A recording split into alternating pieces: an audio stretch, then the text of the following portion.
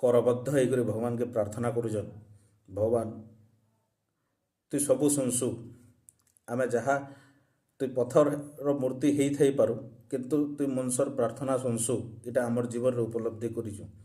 ଯେନ୍ ପ୍ରାର୍ଥନା ଆମେ କରିଥିଲୁ ବିଗତ 30-40 ବରଷ ତଲେ, ସେ ପ୍ରାର୍ଥନାର ବି ଫଳ ଆମକୁ ଦେଇଥିଲୁ। ଇହାଦେ ଆମେ ଫେର୍ ଗୋଟେ ପ୍ରାର୍ଥନା କରୁଛୁ, ଇଟା ତୁଇ ଶୁଣ ଆର୍ ଶୁଣବାର୍କେ ତୁଇ ବାଧ୍ୟ।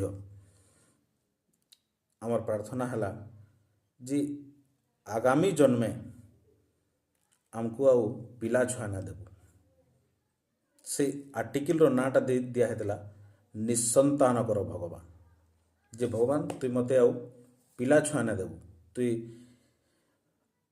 ଇ ଯେନ୍ ପ୍ରାର୍ଥନା ବଳରେ ଆମେ ପିଲା ଛୁଆ ପାଇକରି ଏତେ ଦୁଃଖ କଷ୍ଟ ପାଇଲୁ, ଆଜି ସେନ୍ତା ଗୋଟେ ମୁଇଁ ପ୍ରାର୍ଥନା କରୁଛେ ଭଗବାନକେ ଯେ ଆମକୁ ତୁଇ ନିଃସନ୍ତାନ କରିକରି ଆର ଜନ୍ମେ ଜନ୍ମ